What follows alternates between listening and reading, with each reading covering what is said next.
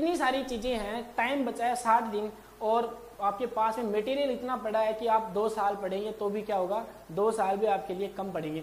तो कैसे हम 60 दिन में इतनी शानदार स्ट्रेटेजी बनाएं कि सारी चीजें पढ़ी भी जाएं, सिलेक्शन भी हो। तो यही चीजें अपन डिस्कस करेंगे इस वीडियो में कि 2 महीने में कैसे स्मार्ट स्टडी का जो प्लान बना के अपन पढ़ सकते हैं। क्योंकि एक चीज तो जाहिर है, अगर आप ये सोच रहे हैं कि आने वाले 2 महीने में 60 दिन बचे हैं, अगर आप ऐसे सोच रहे हैं कि मैं उन 60 दिन में बहुत सारी चीजें कर सकता हूं, तो ये आप अपने दिमाग से चीजें क्या है निकाल दीजिए। आपने बच्चों ये चीजें देखी होगी या सुनी होगी कहीं ना कहीं कि अपन ऐसे लोगों को देखते हैं अपनी सोसाइटी में, बहुत सारे लोगों को ऐसे देखते हैं कि वो, हमने ये सुना है या अपने पेरेंट्स ऐसे बोलते हैं या अपने फ्रेंड ऐसे बोलते हैं कि यार वो लोग हैं, उन लोगों ने पढ़ाई तो बहुत की, उस बंदे ने पढ़ाई तो बहुत की पर वो उसका सिलेक्शन नहीं हो पा रहा यार, या सिलेक्शन नहीं हुआ। तो हम ऐसे नहीं बोल रहे कि उसने पढ़ाई नहीं की होगी, उसने मेहनत की होगी। पर बच्चों, मेहनत करने का एक रूल ये भी होता है कि मेहनत कितने भी कर लो पर कर कहाँ रहे हैं, किस चीज पे मेहनत कर रहे हैं, कहाँ अपन अपना टाइम दे रहे हैं, वो चीजें डिपेंड करती है कि आपको सफलता हाथ आपके लगने वाली या नहीं लगने वाली। देखो एक ही सीधा सा फंडा है कि पढ़ो उतना, एग्जाम में पूछे जितना, इसके अलावा नहीं पढ़ना। हाँ, नॉलेज इकट्ठा करना बुरी बात नहीं है, पर नॉलेज इकट्ठा करने के लिए टाइम होता है। जब अपने पास 1 1.5 साल 2 साल पड़ी रहती है, जैसे अब यूजी वाले जो बच्चे हैं जो सेकंड ईयर थर्ड ईयर में हैं, वो नॉलेज इकट्ठा कर सकते हैं अभी। पर अब जो बच्चे यूजी कर चुके हैं, अभी जो नोटशेट के लिए अपील कर रहे हैं, वो अभी चीजें ये नहीं कर सकते हैं। उनके लिए ये करना कि fast and super fast revision कैसे कर सकें, कैसे स्मार्टली 2 महीने में पढ़िए सिलेक्शन ले सकें, ये सारी चीजें हैं। तो आज की जो वीडियो है इसमें देखिए अपन यही चीजें डिस्कस करेंगे कि what to study, how to study, क्या तो पढ़ें और कैसे पढ़ें, एक सवाल ये है अपना। इसके अलावा एक सवाल अपना ये होगा how to explore competitive books, कि कॉम्पिटिटिव बुक्स हैं उनको कैसे एक्सप्लोर करें। अगला सवाल ये है कि विच बुक्स टू रीड। सारे लोग, बहुत सारे आपने कमेंट्स देखे होंगे या कहीं भी किसी भी यूट्यूबर की वीडियो में चले जाइए, अपने जो नोटशेट के रिगार्डिंग नॉलेज देते हैं, बच्चों को गाइडेंस करते हैं, हर आदमी की यूट्यूब पे वीडियो पे यही पढ़े थे कौन सी बुक पढ़े, कौन सी, या ऑफलाइन भी कोई स्टूडेंट अपने को मिलते तो वही यही चीज पूछते हैं, सर कौन सी किताबें पढ़े, कौन सी किताबें पढ़े। तो ये भी एक इंपॉर्टेंट चीज है। इसके अलावा लास्ट वन जो क्वेश्चन रहेगा वो रहेगा अपना एमसीक्यू टारगेट, कि एक दिन में कितने एमसीक्यू अपन को हिट कर रहे हैं अगले आने वाले 2 महीने में। तो ये सारे जो सवालात हैं उनके अपन जवाब एक एक करके इस वीडियो में देंगे। ये जो सवाल है वो टू स्टडी और हाउ टू स्टडी, यानी क्या तो पढ़े और कैसे पढ़े, कितना पढ़ना आपको। यानी कि जैसे मैं आपको चीज बताऊं कि आप बहुत ज्यादा डिटेल में नहीं पढ़ सकते। अब अगर आप ऐसे चाहते हैं, देखिए मैं आपको एग्जाम्पल देता हूँ, अगर आप वारफेरिन और हिपेरिन पढ़ रहे हैं तो आपको उसके बाद में इतना ही नॉलेज इकट्ठा करना जितना पूछा जाता है। जैसे वारफेरिन और हिपेरिन पढ़े तो आप वहाँ पे आईएनआर और पीटी की वैल्यू पढ़ सकते हैं, कितनी पीटी की वैल्यू होगी तो अपन क्या कौन सा प्रिकॉशन ले लेंगे, ब्लीडिंग प्रिकॉशंस कब लेने हैं, अपन को थेरेपी है वो रोक देनी कब है, और एचसीपी को इन्फॉर्म कब करना है, और उनके एंटीडोट क्या होते हैं, इस टाइप की उसके इर्द गिर्द की इन्फॉर्मेशन सफिशिएंट है। इतनी चीज काफी कर रहे हैं। अगर आप यहाँ पे ये कर रहे हैं कि हिपेरिन की आप केमिकल स्ट्रक्चर यहाँ पे बना रहे हैं कि ऐसी हिपेरिन होती है और ऐसे सारी चीजें करती है, तो वो चीजें नहीं पूछी जाती। यानी कि नर्सिंग इंटरवेंशन से रिलेटेड आपसे क्वेश्चन ज्यादा पूछे जाएंगे इस चीज। जैसे आपकी हिपेरिन थेरेपी काम नहीं कर रही है, वारफेरिन थेरेपी काम नहीं कर रही है, तब आप कॉम्बिनेशन में थेरेपी देते हैं जिसको क्या बोलते हैं, ब्रिज थेरेपी बोलते हैं। ऐसी चीजें आपको पढ़नी है। अब आप ऐसे नहीं कि आप हिपेरिन और वारफेरिन की पूरी बुक हिस्ट्री 15 पेजेस के नोट्स लाके रख रखे और उनको पढ़ रहे हैं डिटेल में और आपने 2 दिन लगा दिए। आपने मेहनत तो की है, हम ऐसे नहीं बोल रहे, वहां पे आपने मेहनत तो की है, पर मेहनत की कहाँ पे है। आपने वारफेरिन और हिपेरिन डिटेल में पढ़ने के चक्कर में, खुद को सुपर पावर दिखाने के चक्कर में, नॉलेज दिखाने के चक्कर में आपने 15 दिन लगा दिए और 2 चीजें पढ़ी हैं। आपको सारी चीजों को नॉलेज तो, पर क्या ये चीज सही है इस टाइम के लिए?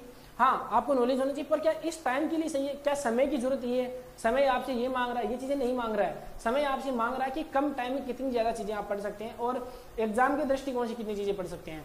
तो आपको कैसे पढ़नी है? लिमिटेड चीजें पढ़नी है, जितनी चीजें एग्जाम में पूछी जाती हैं उतनी पढ़नी है। और कैसे पढ़नी है? आपको हमेशा क्या करना है, कॉम्बिनेशन पढ़ना है। सारे सब्जेक्ट जितने भी हैं उनको कॉम्बिनेशन में पढ़ना है और थ्योरी प्लस एमसीक्यू दोनों को साथ में लेके चला। इंडिविजुअली नहीं करना है कि आपने थ्योरी पढ़ ली, एक महीने में पूरे सारे सब्जेक्टों की थ्योरी पढ़ रहे और अगले महीने में एमसीक्यू पढ़ रहे, ऐसा नहीं करना है। ऐसी चीजें क्लियर कभी भी नहीं होने वाली। आपको क्या करना है, आपको ये करना है कि हमेशा आपको क्या करना है, कॉम्बिनेशन में पढ़ाई करनी है। जैसे बच्चों हर सब्जेक्ट का क्या होता है, एक कॉम्बिनेशन होता है। और कॉम्बिनेशन कैसे होता है, जैसे आप मेडिकल सर्जिकल नर्सिंग पढ़ रहे हैं तो उसके साथ में फार्माकोलॉजी आपके क्लियर ऑटोमेटिक हो जाएगी और फंडामेंटल ऑफ नर्सिंग इंटरवेंशन जब आप किसी भी डिजीज में लेंगे तो वो फंडामेंटल से आएंगे, तो फंडामेंटल आपकी वहां पे क्लियर हो जाएगी। तो कॉम्बिनेशन पढ़ना, जैसे ओबीजी और पीडीआई का कॉम्बिनेशन होता है, जैसे साइकाट्री और साइकोलॉजी सोशियोलॉजी का आपका कॉम्बिनेशन होता है, इसके हिसाब से माइक्रोबायोलॉजी और न्यूट्रिशन का आप कॉम्बिनेशन बना के पढ़ाई कर सकते हैं। अब देख लीजिए आप क्या होता है कि ये देख लीजिए, यानी कि वन टाइम और 3 सब्जेक्ट।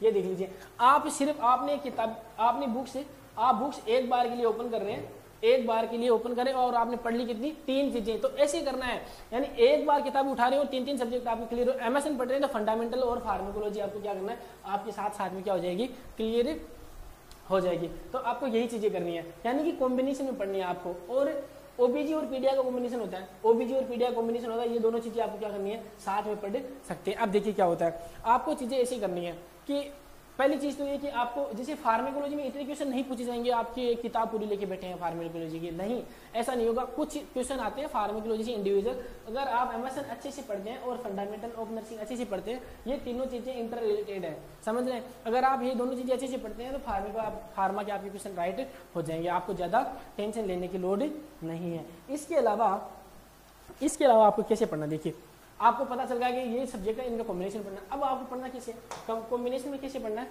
थ्योरी प्लस एमसीक्यू, ऐसे पढ़िए, थ्योरी प्लस एमसीक्यू। अब थ्योरी प्लस एमसीक्यू में कैसे पढ़ना है, जैसे आपने कोई भी आपको ये नहीं पढ़ना है कि एक महीने में आपने पूरी नर्सिंग के सिलेबस की क्या करनी, थ्योरी पढ़ ली और अगले महीने में आप एमसीक्यू पढ़ रहे, ऐसा नहीं करना है। आपको ऐसे करना है कि जैसे गेस्ट्रो पढ़ने, आप डाइजेस्टिव सिस्टम पढ़ रहे हैं तो डाइजेस्टिव सिस्टम की आप थ्योरी फिनिश कीजिए 1 या 1.5 दिन में। अब ज्यादा टाइम नहीं बचा आपके पास बच्चों, और आपका सिलेबस मुश्किल से पूरा अगर सिलेबस लेके चलेंगे तो एक बार हो सकता है, एक बार से ज्यादा आपका पूरा सिलेबस नहीं कवर कर पाएंगे। तो अब आपके पास यही टाइम है, डाइजेस्टिव सिस्टम पढ़ रहे हैं, तो आपको ये करना है कि आपने डाइजेस्टिव सिस्टम पढ़ लिया, 1 या 1.5 दिन में थ्योरी पढ़ ली, 2 दिन में थ्योरी पढ़ ली। अब आपको क्या करना है, उसके साथ में ही सारे के सारे एमसीक्यू सोल्व करें। जितनी भी किताबें आपके पास में, चाहे मौजबी है, चाहे सॉन्डर्स है, लिपिन कोड है, डेविस है, टारगेट है, पीआर है, तो जो भी किताबें आप प्रीफर करते हैं वो किताबें अगर आपके पास में है तो उनसे थ्योरी के साथ एमसीक्यू उसी टाइम पे करने हैं। जैसे ही थ्योरी कंप्लीट हुई अब आप एमसीक्यू के लग जाइए, एमसीक्यू सोल्व कीजिए। ऐसे ही पढ़ना, जैसे कार्डियो के इस हिसाब से पढ़नी है, ओबीजी पढ़े तो ओबीजी पढ़ ली, ओबीजी के कुछ एक लिमिटेड टॉपिक्स पढ़े, उनकी एमसीक्यू निकाल दिए, साइकाट्री पढ़ ली, साइकाट्री एमसीक्यू साथ में लेके चलनी चीजें, तभी चीजें रिटेन हो पाएंगी और अपनी जो अंडरस्टैंडिंग है उस टॉपिक को लेकर तभी पूरी हो पाएगी। तो क्या करना है, थ्योरी प्लस एमसीक्यू क्या करना है, कॉम्बिनेशन में आपको पढ़ाई करनी है, दोनों को साथ लेके चलना है। इसके अलावा आगे क्या करेंगे, तो आपने देख लिया कि क्या पढ़ना और कैसे पढ़ना है और कितनी लिमिटेड चीजें पढ़नी है। सिर्फ लिमिटेड इंफॉर्मेशन आपको गेन करनी है, फालतू की चीजें कलेक्ट नहीं करनी है, क्योंकि दिमाग रिटेन नहीं कर पाएगा और पता नहीं जरूरत की जो इन्फॉर्मेशन है वो रिटेन नहीं हो पाए और जो अननेसेसरी चीजें वो रिटेन हो जाए, ऐसा हो सकता है। तो आपको उतना ही पढ़ना है जितना नीडेड है, बहुत ज्यादा आपको नहीं पढ़ना कि मतलब बहुत ज्यादा से मेरा मतलब ये नहीं है कि आप डिटेल में नहीं पढ़ सकते, पर जो इस चीजों की नीड नहीं है वो मत पढ़िए आप। जैसे आप पढ़ रहे हैं, आप 10 सिलोन टेस्ट पढ़ रहे हैं तो 10 सिलोन टेस्ट के बारे में आपको बेसिक इन्फॉर्मेशन होनी चाहिए कि ये इंजेक्शन देते हैं, ये आउटकम्स आते हैं, ये आउटकम्स आ गए तो ये करना और ये आउटकम्स आ गए तो ये करना। अब आप 10 सिलोन इंजेक्शन के बारे में पढ़ रहे हैं, ये चीजें पढ़ रहे हैं, पूरी थेरेपी के बारे में पूरा ब्रॉड नॉलेज ले रहे हैं, कौन सी विजिट पे कितना, कौन सा कितनी विजिट पे कितना क्या करना है और कब पेशेंट को बुलाना है, ये सारी चीजें नहीं पूछी जाएंगी आपसे सिर्फ बेसिक इन्फॉर्मेशन पूछी जाएंगी। तो मेरा डिटेल नहीं पढ़ने का मतलब यहाँ से है। अब अगली चीज पढ़ते हैं। तो आप समझ गए होंगे कि वो टू स्टडी और हाउ टू स्टडी कैसे पढ़ाई गई। अब अगली जो चीज है how to explore competitive books. आपके पास में बहुत सारी, देखिए कॉम्पिटिटिव बुक एक नहीं है, 2 नहीं है, 5 नहीं है, 10 कॉम्पिटिटिव बुक पढ़ी हैं और जो भी स्टूडेंट सीरियस होकर पढ़ रहे हैं उनके पास में 6 7 8 किताबें पढ़ी हैं। तो आप सभी को पता है कि सारी किताबें नहीं पढ़ सकते लिमिटेड टाइम में, 2 महीने में तो आप बिल्कुल भी सारी किताबें नहीं पढ़ सकते। तो how to explore competitive books, अब बच्चों वो टाइम नहीं बचा है कि आप पहले पेज से लेकर लास्ट के पेज तक जाके पढ़ सकते हैं, ऐसा नहीं हो सकता, बिल्कुल नहीं होगा। अब आपको ये करना है कि फाइनल स्टेज में आपको ये करना है, कि सारी जितने भी एमसीक्यू, जैसे अगर आपने पीआर यादव किताब 4 बार पढ़ ली, अब आपने 4 बार अगर किताब पढ़ ली तो आप उसमें बचा है या कुछ नहीं बचा है। अब आपको वही चीजें पढ़नी है जो आपको पजल्ड करती हैं। तो अब जब इस बार जो आप रिवीजन करेंगे उसमें आप टिक करते जाइए अगली बार के लिए। अब आपको पता है कि अब कुछ ऐसे बेसिक क्वेश्चन दिए गए हैं कि हार्ट में चेंबर कितने होते हैं, एमआई में ड्रग ऑफ चॉइस कैसी होती है, आपको सारी चीजें याद है। अब उसको ज्यादा रिपीट करने की नीड नहीं कि आप उसको लेके बैठे हैं, आपकी वो चीजें ऐसे क्लियर हो जाएंगी, सिर्फ पेज पढ़ने से आपको समझ में आ जाएंगे। चीजें वही पढ़नी है जहां पे आप फंस रहे हैं, वो चीजें पढ़ते रहिए, रिपीट करते रहिए, बार बार रिपीट करते रहिए, तो सारी चीजें आपकी क्या हो जाएंगी, रिटेन हो जाएंगी। एक से लेके लास्ट पेज तक आप नहीं पढ़ सकते। अब मैं टारगेट हाई की बात करूं, टारगेट हाई में बात करें तो उसमें एनाटॉमी और फिजियोलॉजी के हर सिस्टम में 100 150 200 क्वेश्चन दिए हुए, 250 क्वेश्चन फंसा रखे हैं, तो वो सारे क्वेश्चन आप नहीं पढ़ सकते। दूसरी चीज ये कि इंडिविजुअल क्वेश्चन तो पूछ ही नहीं जाते। अब अगर एमएसएन पढ़ेंगे तो वहां पे एनाटॉमी और फिजियोलॉजी के इंडिविजुअल क्वेश्चन तो बच्चों आपको पता है कि पूछे नहीं जाते हैं, 1 या 2 क्वेश्चन पूछे जाते हैं। तो क्या आप 1 या 2 क्वेश्चन के लिए आप 200 क्वेश्चन निकालेंगे? और ऐसे क्वेश्चन दिए हुए हैं जो नर्सिंग में कभी नहीं पूछे जाते हैं। नॉर्थ सेट में ऐसे क्वेश्चन दिए हुए हैं कि नॉर्थ सेट में ऐसे एनाटॉमी और फिजियोलॉजी के क्वेश्चन नहीं पूछे जाते हैं। तो क्या वो चीजें पढ़ेंगे आप? वो चीजें भी नहीं पढ़नी है। थ्योरी आप किसी एक कोचिंग की आप कॉपी कर लीजिए, कहीं से भी आप फॉलो कर लीजिए थ्योरी को, वहां से आप थ्योरी पढ़िए। आपको जगह जगह से थ्योरी पढ़ने की जरूरत नहीं है, आप पजल्डी होंगे। कोचिंग वाले बेचारे इतनी मेहनत करते हैं, इतना पढ़ाते हैं कोचिंग वाले टीचर्स अपने कि क्वेश्चन वहां से पुटअप हो जाए। तो थ्योरी के लिए किसी भी कोचिंग के नोट्स जो एस्टैब्लिश्ड समय से पढ़ा रहे हैं उनके सफिशिएंट है। अब आपको जगह जगह नहीं पढ़ने की, आप पीआर यादव की भी थ्योरी खोल के बैठे हैं, टारगेट हाई की भी थ्योरी खोल के बैठे हैं, ये सारी चीजें कर रहे हैं, तो वो चीजें करने की जरूरत नहीं है। ये सिर्फ टाइम कंज्यूम होगा आपका। तो आपका टाइम की कीमत इस टाइम पे समझनी है और उतनी पढ़नी है जितनी एग्जाम में पूछी जाएंगी आपके साथ में चीजें। अब आगे पढ़िए, आगे अब ये चीज कर लिया आपने। अब आपको पता है कि लगभग काफी सारे एमसीक्यूज हैं। ये चीजें अगर आप पढ़ेंगे, ये चीज आपकी पढ़ेंगे तो लगभग टारगेट हाई में 10,000 की समथिंग क्वेश्चन है, पीआर यादव में 5 से 5,000 की समथिंग क्वेश्चन है, ऐसे करके, और मौजवी में लगभग 2,000 की समथिंग क्वेश्चन है, सोंडर्स में 1100 की समथिंग क्वेश्चन है। तो लगभग ये 17-18,000 क्वेश्चन होते हैं आपके पास में। अब इतने क्वेश्चन आप करेंगे, और मैं आपको बता दूं किताबों को आप पहले पेज से लेकर लास्ट पेज तक नहीं पढ़ना। मैं बार बार यही पढ़ रहा हूँ, यही बात कर रहा हूँ। हाँ, पढ़ना था, पहले पढ़ना था। अगर आपने प्रीवियस टाइम में ये चीजें की है तो आपके लिए बहुत बेहतरीन ये चीजें साबित होने वाली है। अगर आपने नहीं की तो आप नहीं कर सकते, आपके पास इतना टाइम नहीं है। आपको सिर्फ स्मार्ट स्ट्रेटेजी अभी फॉलो करनी है। अगली चीजें क्या है? अगली चीजें क्या है? विच बुक्स टू रीड, कौन सी पढ़ें। अब देखिए, मैं आपको एक चीज बताता हूँ, या फिर आप में से काफी स्टूडेंट ने ये चीज देखी होगी कि जो लोग सक्सेस होते हैं, जिन्होंने अच्छी रैंक से नोट से निकाल देते हैं, तो सब लोग तो नहीं होते बच्चों, कुछ एक लोग ऐसे होते हैं कि वो कुछ भी बता देते हैं कि ये पढ़ लो, ये पढ़ लो, ये पढ़ लो, ये पढ़ लो, 10 किताबें बता देंगे आपको कि ये पढ़ लो। ऐसा नहीं है, ऐसा न तो मैं किसी को बताऊंगा ना आपको किसी को बताना है। मैंने 2 साल पहले भी ये चीज़ें बताई थी कि ये चीज़ें करेंगे तो आसान हो सकता है चीज़ें। तब मेरे को पता नहीं था, न मैं किसी जॉब में था, न एम्स में था, तो काफ़ी सारी चीज़ें मेरे खिलाफ हुई थी उस टाइम पे। और तब मैं कॉलेज लाइफ में था, वहाँ से मुझे मोटिवेशन मिला था काफ़ी कि मेरे को जवाब कैसे देना है, वहाँ से निकली थी चीज़ें। तो कौन सी पढ़ी किताबें आपके पास में, देखिए आपके पास, मुझे नहीं पता कौन सी किताबें हैं, पर मैं बताऊंगा उतनी। अगर वो किताबें अगर आपके पास में हैं, और ये किताबें सब बच्चों के पास मिलती हैं, अगर वो किताबें आपके पास हैं तो सफिशिएंट है, उतनी किताबें। इसके अलावा आपको ज्यादा हाथ पैर मारने की जरूरत नहीं है। उनको पढ़ लीजिए, अच्छे से पढ़ लीजिए, बार बार पढ़ लीजिए, जगह जगह जाने की जरूरत नहीं पड़ेगी। वो किताबें कौन सी हैं?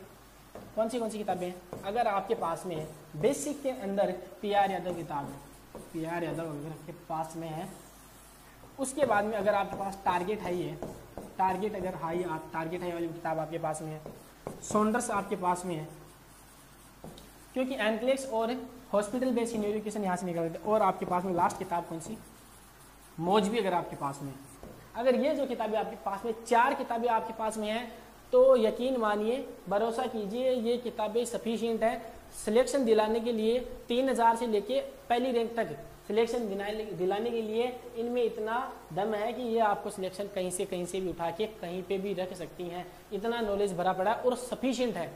ये किताबें कॉम्पिटेटिव बुक के हिसाब से सफिशिएंट है, इनसे ज़्यादा आपको पढ़ने की जरूरत नहीं है। और आपको मैं मौजवी पढ़ने की देखो स्ट्रेटेजी बताऊंगा, या अभी ये वीडियो ज़्यादा लंबा हो जाएगा, अपन देखेंगे अगर लेंथ कम रहेगी तो मौजवी पढ़ने की स्ट्रेटेजी बताऊंगा। क्योंकि बहुत सारे स्टूडेंट है, उन्होंने मौजवी वाली किताब देखी नहीं होगी, और मौजवी वाली किताब देखी है तो उनको ये लगता है कि यार ये किताब पूरी कैसी होगी। तो बहुत आसान ट्रिक में बताऊंगा मैं। तो अभी बात ये कि विच बुक्स टू रीड, कौन सी किताबें पढ़े। अगर आपके पास में ये 4 किताबें हैं तो सफिशिएंट है। इसके अलावा देखिए, अभी ग्रुप्स में काफ़ी, व्हाट्सएप ग्रुप या टेलीग्राम में काफ़ी सारी चीज़ें सर्कुलेट होती रहती हैं, PDF आती रहती हैं, बहुत सारे शॉर्ट टर्म्स आती रहते हैं, न्यूमोनिक्स आती रहते हैं, बुलेट्स आते रहते हैं। वो चीज़ें आप देख सकते हैं। आपके पास में फ्री टाइम होता है, जैसे आप ट्रेवल कर रहे हैं, बस में बैठे हैं आप, या कहीं पे बस स्टॉप पे बैठे हैं, आप किसी का वेट कर रहे हैं, वहाँ पे आपके पास टाइम है, तो आप फोन निकाल के उन चीज़ों को पढ़ सकते हैं। तो उस टाइम पे उन चीज़ों को यूटिलाइज कर सकते हैं आप। पर बुक्स के हिसाब से आपके पास 4 चीज़ें सफिशिएंट है। अगर ये चीज़ें 4 आपके पास है, बार बार अगर आप इनको पढ़ रहे हैं तो ये चीज़ें आपके लिए सफिशिएंट है। कम पढ़ो पर अच्छा पढ़ो। और वो जो चीज़ें हैं जो PDF आपके पास आती रहती हैं, बुलेट्स आपके पास आती रहती हैं, वो आप क्या कर सकते हैं, फ्री टाइम में आप क्या कर सकते हैं, फ्री टाइम में उनको आप पढ़ सकते हैं। अब 4 किताबें आपके पास सफिशिएंट है, और इन 4 किताबों में लगभग 20,000 के समथिंग MCQs होते हैं। कितने? 20,000 के समथिंग आपके पास MCQ होते हैं। अब ये 20,000 के पास MCQs है, इनको आप बार बार रिपीट करेंगे तो 20,000 MCQs कम नहीं होते हैं। Last question MCQ series, MCQ target के कितने MCQ पढ़ने चाहिए, एक दिन के कितने MCQ पढ़ने चाहिए कि हो जाए। देखिए MCQs ऐसे होते हैं बच्चों की लगभग एक घंटे में 1 आवर में अगर आपने किताब को अगर 4-5 बार अगर आप पढ़ चुके हो उस किताब को, तो 1 घंटे में आप लगभग 150 क्वेश्चन निकाल सकते हैं, मैक्सिमम 150 क्वेश्चन निकाल सकते हैं। और अगर आपने 1-2 बार किताबें पढ़ी है तो, और यहाँ पे टेंशन लेने की जरूरत नहीं है, ये नॉर्मल चीज़ है। और अगर ये चीज़ आपके साथ में है तो कोई इश्यू वाली बात नहीं है। अगर आप नए हैं और आप एक घंटे में अगर आपके 80 से लेके अगर 100 क्वेश्चन अगर आपके निकल रहे हैं, अगर 1 घंटे में इतने क्वेश्चन निकालें तो सफिशिएंट है। 100 क्वेश्चन अगर आप 1 घंटे में कवर कर रहे हैं तो वो काफ़ी सारे। और ये देखिए 100 क्वेश्चन कौन से होंगे, एक चीज़ और बता दूँ, 100 क्वेश्चन होंगे 1 लाइनर वाले ओनली। 1 लाइनर का मतलब ये है कि टारगेट हाई और PR वाली बुक है, PR यादव वाली बुक है। नर्सिंग टुडे में तो प्रायोरिटी बेस की ज़्यादा क्वेश्चन दे रखे तो वो तो नहीं हो पाएंगे, पर टारगेट है और PR यादव जो 2 किताबें हैं उनमें आप 1 घंटे के 80-100 क्वेश्चन निकाल सकते हैं। और मौजवी और सोल्डर्स में 30 से ज़्यादा क्वेश्चन नहीं लिखेंगे, लेस देन 30 क्वेश्चन 1 घंटे में आपको निकालने हैं। अगर 30 से ज़्यादा क्वेश्चन आप पढ़ रहे हैं तो फिर आपको आउटपुट नहीं मिल पाएगा उतना। तो 1 घंटे में आपको 80 से 100 क्वेश्चन पढ़ते हैं। और टारगेट कितना होना चाहिए, टारगेट पर डे का टारगेट कितना होना चाहिए, देखिए मैं मेरा बताता हूँ पहले तो आपको पर डे टारगेट कितना होना चाहिए MCQs का। मैं जब तैयारी कर रहा था तो उस टाइम पे मेरा टारगेट था कि मैं लगभग अगर मेरे साथ वाले मेरे दोस्त वीडियो देख रहे हैं तो उनको पता होगा कि हम जो है वो टारगेट लेके चलते थे कि मेरा जो पर्सनल टारगेट था वो 1% का, मैं 1K MCQs का टारगेट लेके चलता था मैं। यानी कि मैं एक दिन में 1000 MCQ पढ़ने की कोशिश करता था और लगभग इनमें लगता था 8 से 10 घंटे का टाइम लगता था। 8 से 10 घंटे का टाइम इसमें क्या करता था, कंज्यूम होता था। तो अब यहाँ पे क्या होता था, मैं 1000 क्वेश्चन पढ़ने की ट्राई करता था तो कभी मैंने ज़्यादा भी पढ़े, 1100 भी पढ़े हुए हैं, कभी ये 1100 क्वेश्चन 1.1K भी कभी पढ़े हुए हैं, कभी 900-800 पे भी अटक जाते थे। पर अगर आप देखिए मैं आपको बता दूं, अगर आप पर डे के 600 to 800 MCQ लेके चलते हैं, यानी अगर आप 800 MCQ पर डे की पढ़ते हैं तो 8 घंटे लगते हैं बच्चों, 8 घंटे लगते हैं। और 4 घंटे आप थ्योरी पढ़िए, यानी 12 घंटे की आपकी पढ़ाई हो रही है। अब अगर 800 क्वेश्चन आप लेके चलते हैं, इस टाइम पे आपके लिए MCQ निकालना बहुत जरूरी है। जब एग्जाम पास में आएगी तब मैं और स्ट्रेटेजी बताऊंगा, अभी के लिए आप MCQ पढ़ना जरूरी है। अगर आप 800 MCQ पर डे के निकालते हैं तो देखिए आपके एक महीने में कितने हो जाते हैं, 24 के, ये लीजिए 24,000 MCQ आपके जुलाई के अंदर आपके 24,000 MCQ एक महीने में हो जाएंगे। अब देख लीजिए 24,000 MCQ बहुत ज़्यादा होते हैं, सफिशिएंट होते हैं 24,000 MCQ। अब इन्हीं MCQ को क्या करना है, आपको रिपीट करना है। तो आप 800 MCQ पर डे के निकालेंगे तो एक महीने में आपके 25,000 सवाल पूरे हो जाएंगे। अब 25,000 सवालों से बाहर क्या आता होगा यार, मुझे तो नहीं लगता कि वही चीज़ें घुमा के वर्डिंग चेंज करके, थ्योरी चेंज करके, उनके पैटर्न में चेंज करके वही क्वेश्चन तोड़ मरोड़ के क्या कर देते हैं, आपके सामने पेश किए जाते हैं। तो एक महीने में आपके 24,000 क्वेश्चन पूरे हो रहे हैं। अगर आप 800 क्वेश्चन आप पढ़ेंगे तो 600 से 800 क्वेश्चन आप टारगेट लेके चलिए, 7-8 घंटे में आप पढ़ देंगे इन क्वेश्चन को। और इसके अलावा आपके पास में टाइम बचता है काफ़ी, 4-5 घंटे आप थ्योरी को लीजिए, यानी कि लगभग इस टाइम पे आपको 12-13 घंटे 10-12-13 घंटे पढ़ाई आपको लेके चलनी चाहिए। तो ये जो चीज़ें थी वो काफ़ी सारे लोग थे, वो सारी चीज़ें पूछ रहे थे। मुझे लगता है ये वीडियो आपके लिए फ़ायदेमंद है या नहीं है, मुझे मेरा मन किया कि मुझे ये वीडियो बनाना चाहिए। और दूसरी चीज़ें ये कि बच्चों डीमोटिवेट अगर हो रहे हो, आपको लगता है कि पता नहीं सिलेक्शन होगा या नहीं हो रहा, पढ़ तो रहे हैं, अब आपको कोई पूछता है कि सिलेक्शन हो जाएगा क्या, अब हमें क्या पता सिलेक्शन होगा या नहीं होगा, पर आप अपने मन में ये होता है, आप उनको ये बता दें यार पढ़ तो रहे हैं पर पता नहीं होगा या नहीं होगा। अगर ये चीज़ें आपके मन में आ रही हैं तो ऐसे समझिए कि ये चीज़ें नॉर्मल है, सभी के मन पे ऐसी चीज़ें आती हैं। और खुद पे भरोसा रखिए, अपनी मेहनत पे भरोसा रखिए। अगर आपने सच्चे दिल से मेहनत की है तो आपको 110% आउटपुट मिलना है, आपको देश का कोई ना कोई एम्स अलॉट हो जाएगा। तो टेंशन लेने की ज़रूरत नहीं है, पढ़ते रहिए, बढ़ते रहिए और नई ऊंचाइयों को छूते रहिए। और डिमोटिवेट नहीं होना है, गलत जगह टाइम वेस्ट मत करना यार, यही इंपॉर्टेंट चीज़ है कि आपका टाइम बहुत कीमती है। 2 महीने 2.5 महीने आपके पास बचे हैं, आपका कीमती टाइम कहीं पे भी आपको वेस्ट नहीं करना है, पढ़ाई पे ध्यान देना है। और पढ़ते रहिए, बढ़ते रहिए, और मिलते हैं ऐसे ही डिस्कस करेंगे ऐसे टॉपिक पे अगले वीडियो में। तब तक के लिए जय हिंद, जय भारत।